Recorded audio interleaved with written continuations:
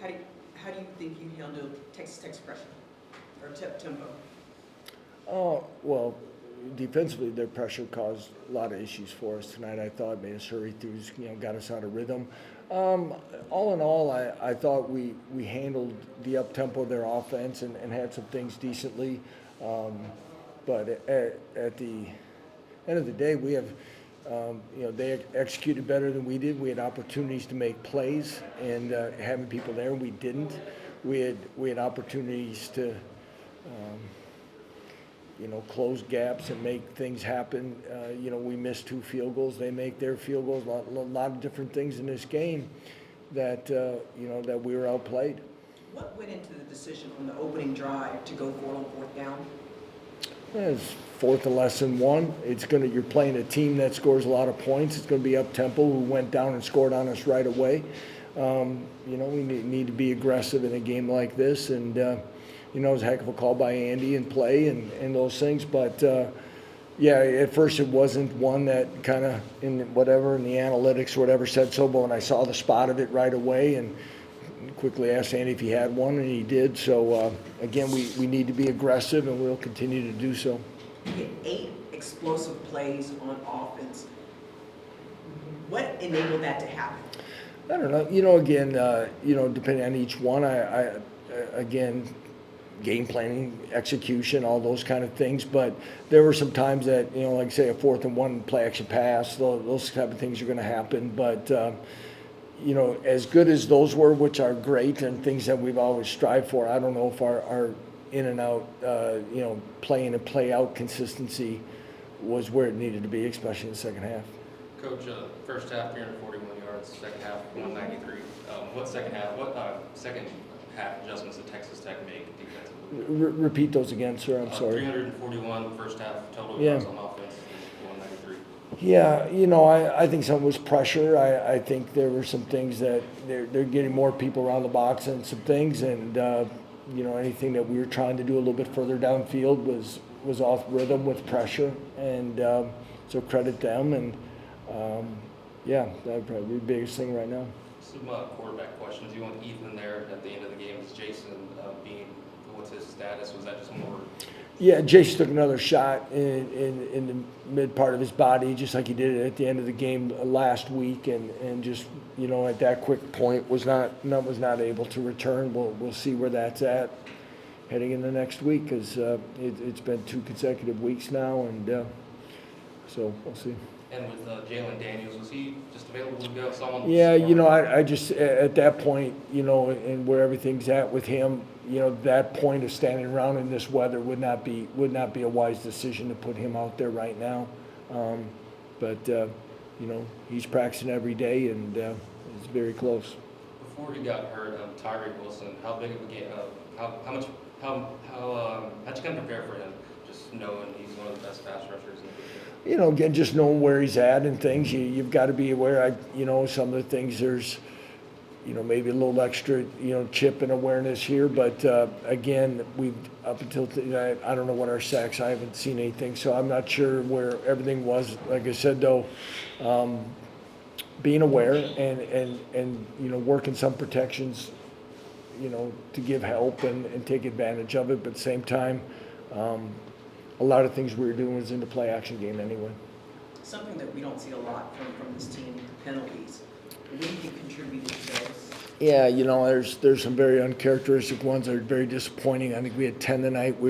That's higher than we want to be. A couple of them are just getting lined up. That's jumping out. Some are anxious and aggressive ones, which okay, but then the other ones, like I said, a couple of the holding calls that's concerning at this time of the year when guys are banged up and not practicing all the time as much as you want, and we've got to analyze that, and are they moving well enough to be productive, especially at key moments. But it's something that comes back to me, and I've got to do a better job. So another hard running effort overall from Devin Neal. How do you assess just the way he played and the effort that he gave? Yeah, again, considering everything that we're putting on his shoulders right now at this stage of the season, he's had his 2 most workmanlike carry totals these last 2 games, highly productive. You know, the one thing he does do, you know, he's in good rhythm. You know, he sees things, and you can see some of those, maybe not necessarily the big play, but those consistent maybe 7, 8, 10-yard runs because he's got a good feel for how things are playing out. How big was that 4th down stop that Lonnie made? Is that just instinctive for him to make that stuff like that? Well, you know, it was a good call, well executed. You know, that's one of the times where we did execute well when we had people. You know, there's a lot of times we had chances to make plays behind the backfield, give them credit. We didn't. And, you know, you're going to look at some things statistically and, you know, you're going to wonder why the deficit, what it is. But so it's a matter of stepping up, making plays. That 4th down was very big at the time. And, you know, just like we thought we had good momentum going into halftime, trying to at least to get a field goal, and we throw an interception. You know, and if we could have stacked it and then get the ball coming out the second half, you know, you really got a chance to really flip the momentum in this game. We all been surprised by Tyler Shuck's running ability. You know, I don't know. You know, maybe because the others are, you know, so productive that you don't, you know, Donovan Smith's an enjoyable player to watch play, and sometimes when you have somebody that is that type of an athlete, then the other guy that gets compared, you don't really appreciate what they do. But he very elusive. You know, I'm looking, I didn't even realize he's the leading rusher of the night, which is really disappointing. And but got to give him a lot of credit for his overall production this evening. Coach, just wondering, what's your relationship like with Joe McGuire? How long does that date back? Well, you know, I met Joey last year for the first time, you know, when he was at Baylor, and he came up and he talked to me saying that, you know, I'd had a relationship with Matt Rule when he was at Temple. And, you know, I kind of always kind of stayed somewhat in touch. And Matt had mentioned him or something to Joey, and so Joey wanted to come up and introduce himself, and we exchanged numbers. You know, he got my number after the game and sent me a text. We've kind of texted here and there. Got a lot of respect for him, a lot of, you know, what he's doing here and his energy and obviously his success as a high school coach in this state, and now what he's doing here at Tech. Collectively, can you talk about how hard it was to gain consistency throughout the course of the game? It was difficult. We can never really find a rhythm. We can never really just consistently execute. So that was just kind of frustrating all night, and it's just kind of one of those where, you know, you got to accept it and watch the film and move on. Yeah, you know, I felt like it was one of those things where we just couldn't, you know, get out of our own way. So, you know, we just, every time we were, you know, starting to get a rhythm, we you know, shoot ourselves in the foot. So, you know, just got to, you know, keep eliminating our bad ball, and, you know, we'll move on, we'll learn from this, and we'll be better because of it. I mean, I'll piggyback off what they said. We just couldn't get out of our way. Every time we'd make something happen, we'd take a couple steps back. We just got to clean up and just play good ball for 4 quarters. Defensively, Kenny, how hard was it to try to get more pressure on their quarterback to disrupt the timing of Shook? I mean, we were trying to get pressure all day. Sometimes we weren't able to get there. We just got to execute on the back end and make sure if we're not getting there or if things aren't happening, we got to make sure we're doing our part and execute as a whole.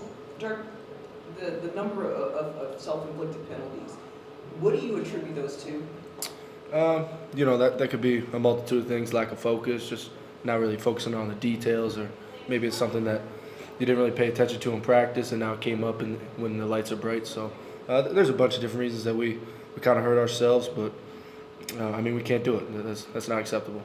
Can I want to ask you just about a play on, you know, 4th and 1 that Lonnie made right there at the end of the second quarter?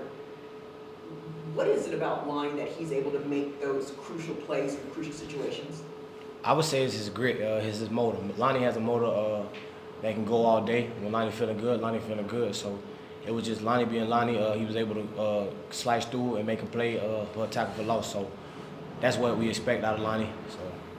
Mason, what contributes to the big playability for the offense? You guys 8 explosive plays of at least 20 yards, many over 30 yards. I mean, yeah, it's just the execution of it. I mean, you know, I think any play in our offense can go, you know, the distance. So, you know, when we're playing well, we play really well. But, you know, when we, you know, like I said, can't get out of our own way, it's you know, it's ugly at times.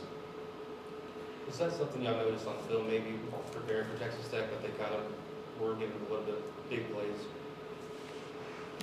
I mean, sure, not every defense is perfect, so, we saw some things that we thought we could, get after them, and, we did in some facets, and, in other facets we didn't, so, that's just football, you win some, you lose some, so. Ask Coach Leipold about Tyree Wilson. How aware were y'all of him before, obviously, with his ability to get to the quarterback? I mean, we knew they had, a pretty good front seven, so, we just, I didn't do, my part, in protection whenever I was in, so, I think everyone's got to own, what we see on film and move on, so, we let up too many pressures. They're known for going, at tempo, I guess for you, Kenny. As far as preparation and execution, how did you guys maybe not allow that to work so much to their advantage?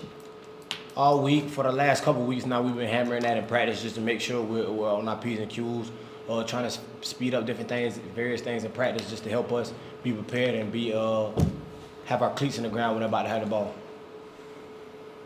All right, thanks, guys. Thanks. Thank you. Thank you, guys.